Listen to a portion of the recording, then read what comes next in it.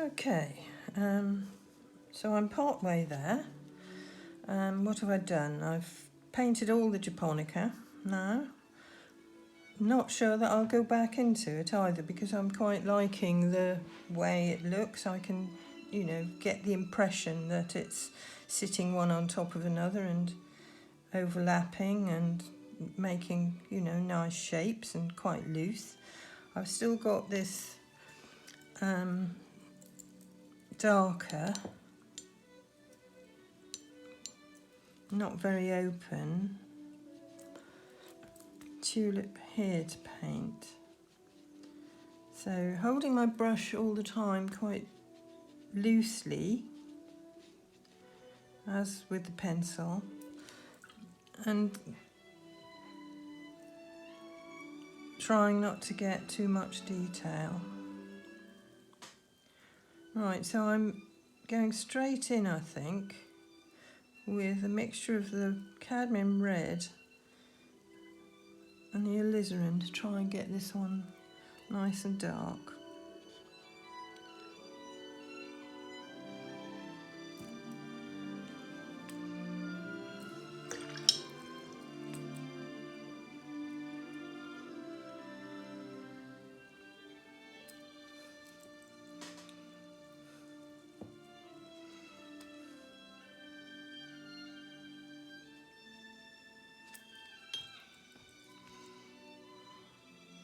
Not much light showing in that one, but I've still got to try and create the form, so I'll probably leave this central petal slightly lighter. Let that go a little bit there. So don't be afraid to use extra water just around the edges, just to let a little bit of paint float away and become part of the background and being nice and loose.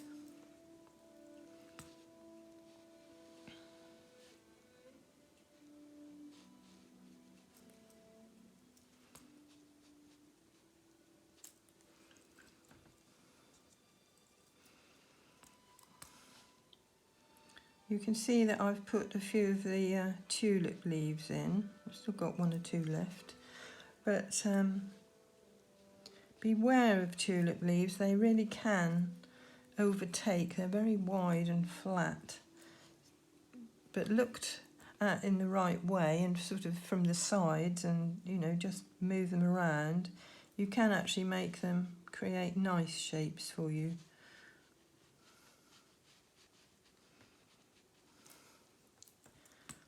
I'll just have to let that dry a bit to bring back some of the form in that one.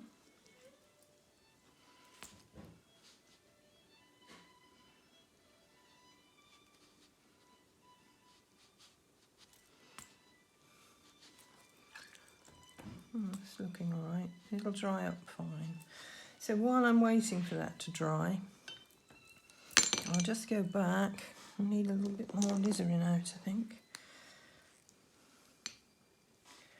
Such a good colour, alizarin. It gets used quite a lot for different things. Nice clean water still. A drier piece of toweling as well, because that's got really wet. I've used so much water. So keep an eye on that. You can actually put more wet back in by not keeping your towel nice and dry. So I'm just getting a little bit of definition in this central tulip by popping a little bit more depth in after it's dried off. Don't do this while it's wet, you'll just keep moving the paint around.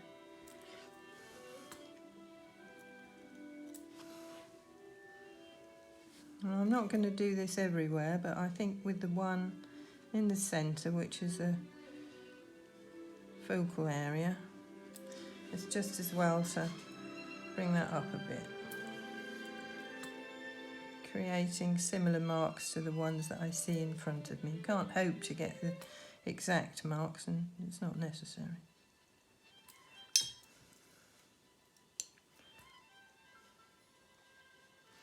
Okay, right, so really dark stamens in the centre there.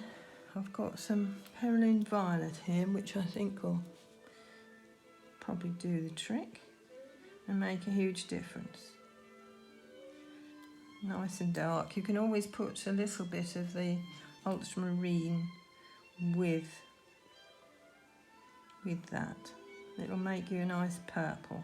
Don't use black.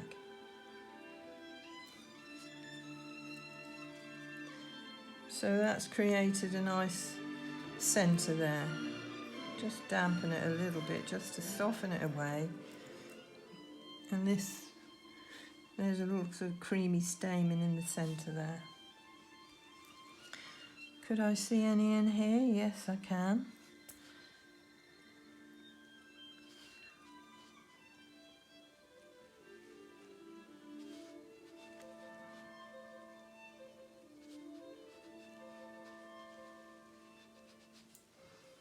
Okay.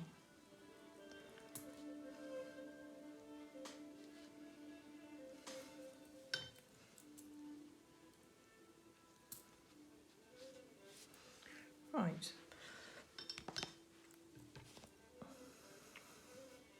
Little tiny bit of definition back in this one. So this is the sort of finishing touches to some of these flowers, which you do at the end. But try to keep a loose painting nevertheless.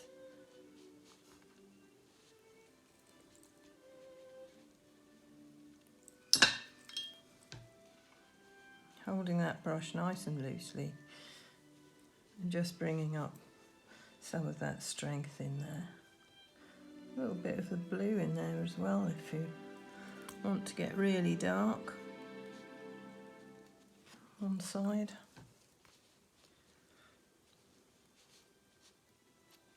Now I could go all the way through doing a similar thing with the Japonica, but I'm actually going to leave it. Finish off these leaves.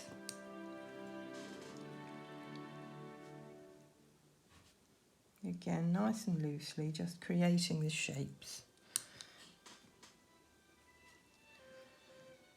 Wet on wet, loose painting isn't for everyone, but it's a technique that actually will create lovely marks for you if you have a try.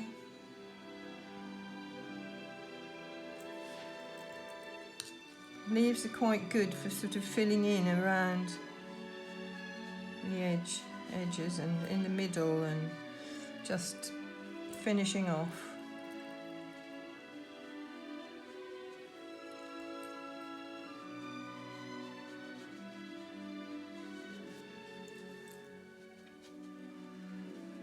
Just indicating those leaves. If they bunch up, they're all bunched up in the centre of my pot.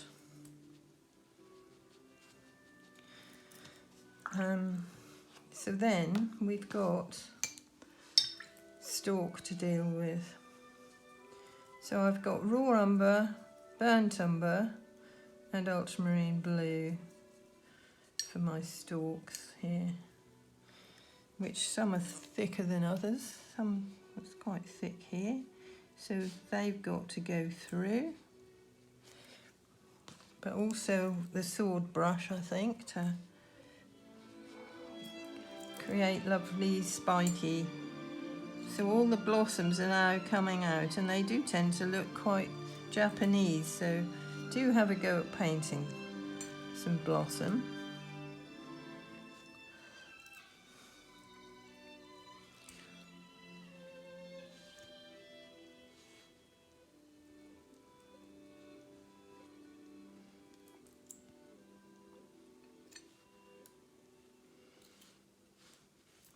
That's bringing it together here with the blossom and giving some strength through the centre of my picture here. You can take more time over it all than I've had, because even when I switch off I tend to hurry. Afraid something might happen to this camera.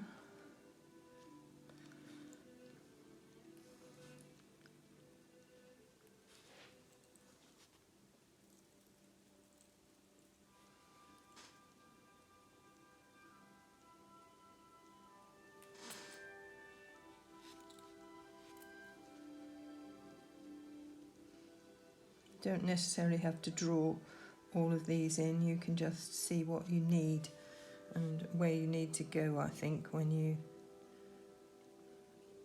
you've finished painting the flowers. And they can have little bits of leaf on, little bits of bud and so on and so forth. But I haven't got time to fiddle about doing too much with that at the minute.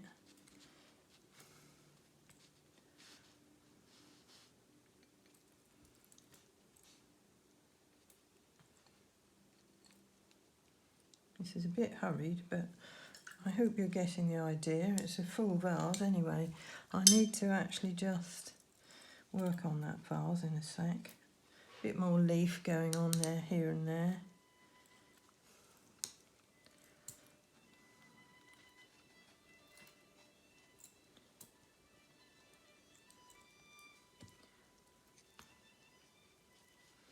Okay, I can tidy that up afterwards if necessary. See how that's opened? Right, I'm going to quickly paint my vase, putting a little bit of that orange with the Naples yellow to create. And I have actually got a little, I wasn't sure whether I was going to depict it or not, but I have actually got a picture of a hare on my pot. So I thought it might be just a bit of fun to pop that in. So I'll quickly do that in a minute. But because I've left some masking fluid on there,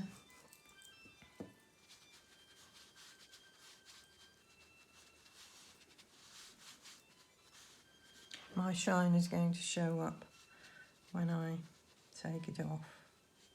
So make sure you go right over, you work right over the top of your masking, because otherwise it won't make the shapes that you need.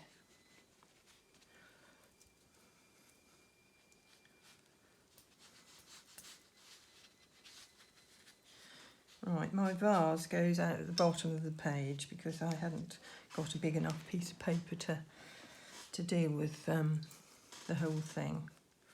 Right, so what I've got here is the ear of the hare.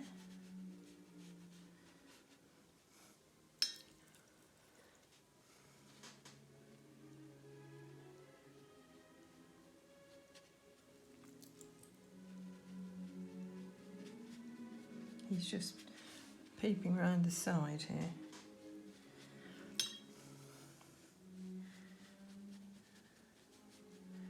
Quite a nice jug.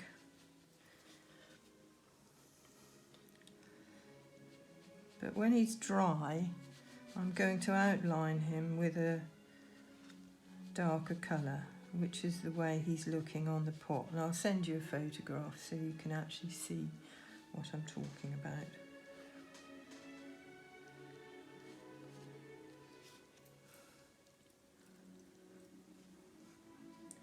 And I masked off the little shiny bit in his eye as well.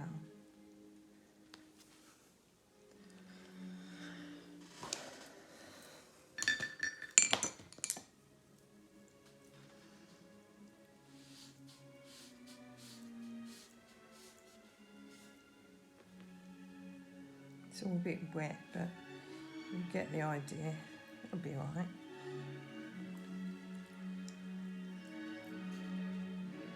Makes him look all fuzzy and furry. Oh. There he is.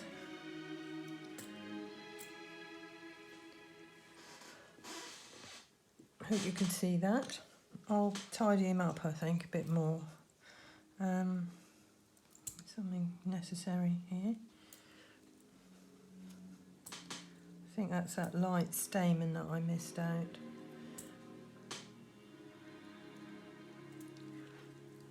There we go, a little bit of depth in there as well. Okay, well, I think I'm going to leave it at that. I think you can see more or less what I've done there. It's worked out reasonably well for a quickie. And it is nice and loose, and I can see bits of background, so I'm not too unhappy with it. If I'd had more time, obviously, might have made a better job. But, you know, you've seen the technique, and so I'd like you to see how you get on spending a little bit more time on it than I have, but at the same time keeping it loose. I'll show you a couple of other things. I feel I'm dithering a bit today. I don't know, I've got out of it, I think. Right. I had another go with the daffodils and some white blossom and certain amount of masking fluid. I masked off just the flowers without drawing the little flowers. I just masked them off, and I put some masking fluid on my pot as well, because it had got darks and lights and bits of shine, but not anywhere near as much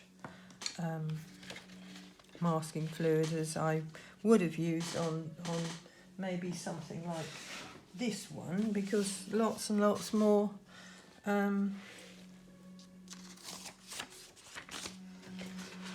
blossom in that one, so lots of masking fluid was used on there, and I also blew some of the masking fluid around, which I didn't on this one. So you can actually do that if you like.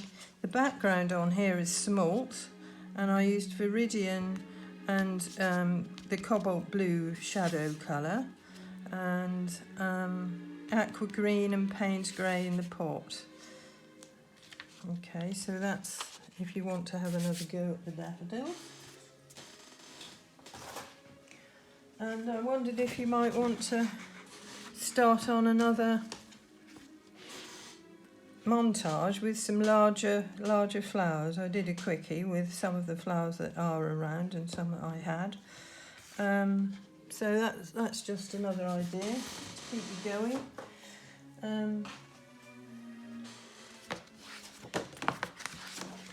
on. This is the technique with the masking fluid and the blossom. So lots of blossom about at the moment, so you might want to put that in with your flowers, whichever flowers you choose. So it is a matter of giving it a shake, using it with one or the other of these tools, or both, or whatever you've got. You can use a brush, but just roll it in some soap or something. And I just did a drawing of the branch so that I knew what sort of shape I wanted to go for, but then I just painted in the flowers straight with the masking fluid. You can also splatter masking fluid to get nice techniques. Then all you do, obviously, I'm sure most of you know this, but I have got one or two new people who might not. And welcome Amelia. Have Amelia, who's only 13. She's my youngest member of the group.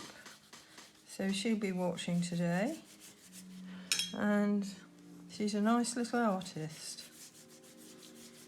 So I'm looking forward to having you with us, Amelia. So that's a lovely quickie to create something. Nice card, or put in with your other.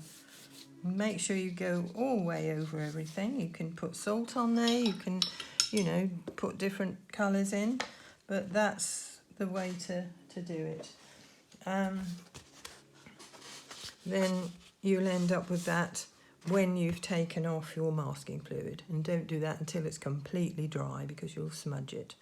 And that's got the blown through a straw, the masking fluid as well, so, and splattering, so you can see, you know, the end result there. So maybe be nice to put in some blossom while it's around, all different sorts of blossom at the moment. Great.